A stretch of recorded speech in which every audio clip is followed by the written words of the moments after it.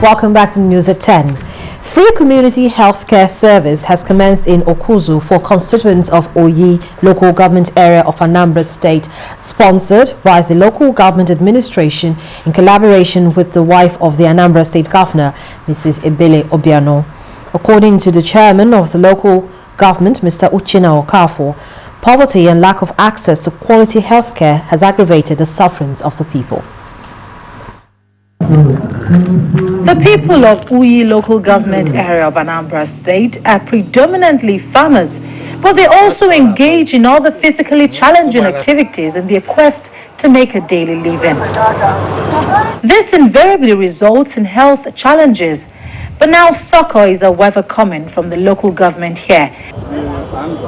They have contracted experts in physiotherapy to tackle their health challenges.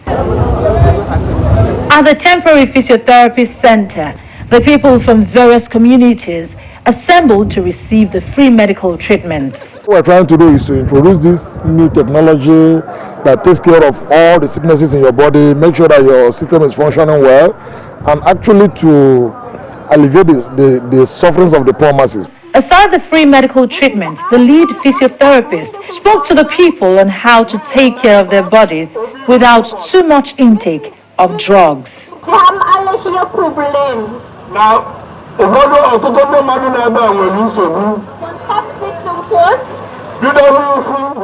And inside the physiotherapy room are high-tech machines for the treatment of spinal injuries, waist disorders, disc shifts, and other ailments. It's a massage therapeutic instruments used to align the spine of patients, those that have back pain, waist pain, and a lot of sicknesses in the body. For the treatment having commenced early in the week, some of the patients who have been in attendance share their experiences, while newcomers are full of expectations. My problem is arthritis all over my body. Just about 8 years ago now, I'm not moving as I can. But since 2 days ago that I came here, I'm okay. For this 15-year-old boy whose spinal cord disorder, his case, according to the experts, was even minor, as it will take just less than 4 months to correct it with constant physiotherapy and at zero cost. While the people are appreciative, they are also appealing that the center be replicated in all the communities to ease transport problems of coming to the only center now in operation. Benue State is described as a food basket of the nation, but some professionals from the state believe the agricultural potential of the state is yet to be fully tapped. They say over 50% of agricultural produce from the state is wasted every year because of the absence of agro-industries, storage facilities, and modern markets for farm produce. For this reason, the Guild of Professionals in the state is insisting that ahead of the 2015 governorship elections, only those who identify with the need to mechanize agriculture and create markets for farm produce in the state be in government.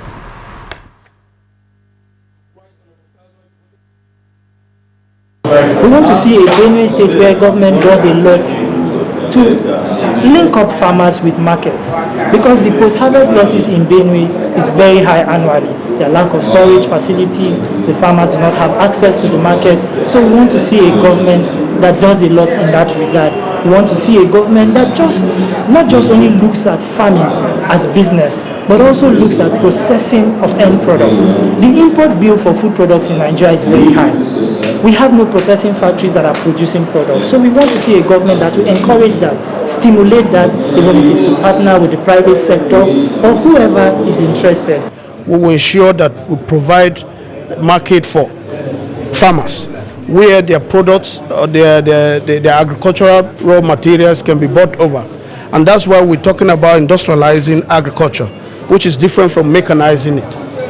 Industrialization in this regard, thinking of building cash cows that are agriculturally inclined so that the raw materials that are coming from the farmers will be bought over.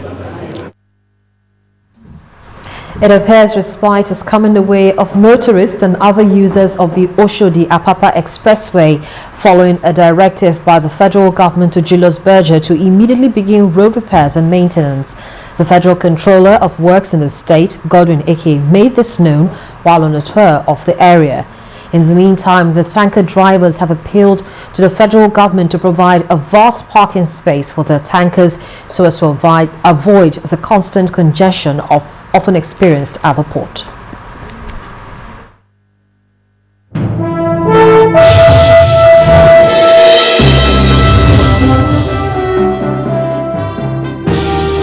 Well, looking at business stories here, the Central Bank of Nigeria has called for the timely resolution of complaints from consumers against financial service providers within a regulated time frame.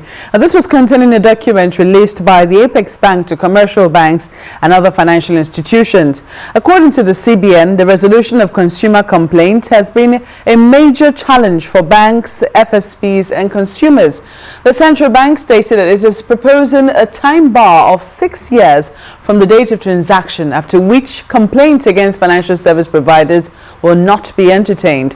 The CBN further identified the need to have in place adequate measures to ensure that consumers are diligent in their financial transactions by making prompt claims on transactions as they occur. The banks are expected to send their input to the Apex Bank within 2 weeks.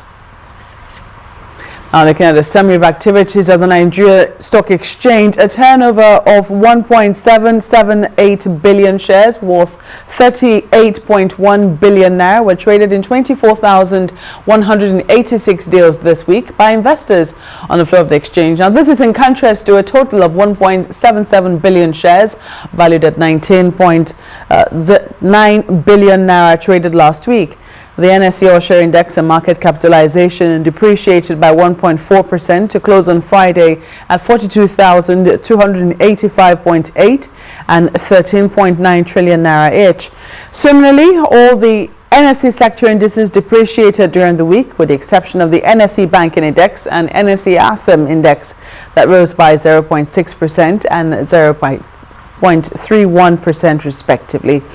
26 equities appreciated in prices, while 54 equities depreciated in prices during the week. The price appreciators were led by Cement Company of Northern Nigeria, Pharmadeco, Stanbic IBTC Holdings, and Ikeja Hotels PLC.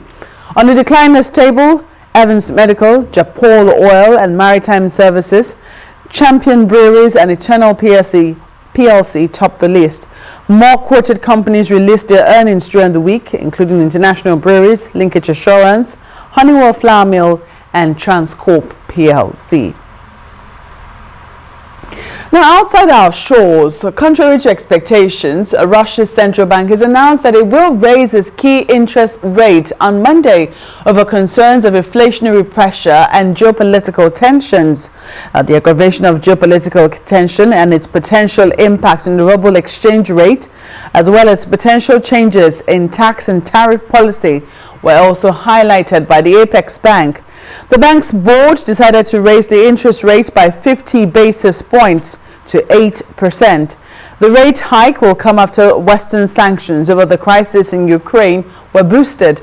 Domestic stocks and the ruble tumbled earlier this year after sanctions were implemented.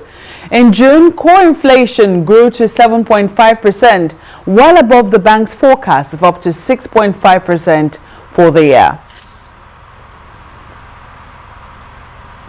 Well, that will be a wrap on business news tonight. The news at 10 continues shortly.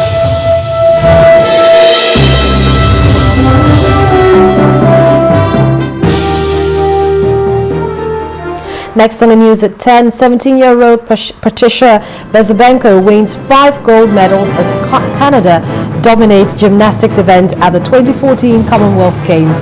That's on Sports News. Please stay with us.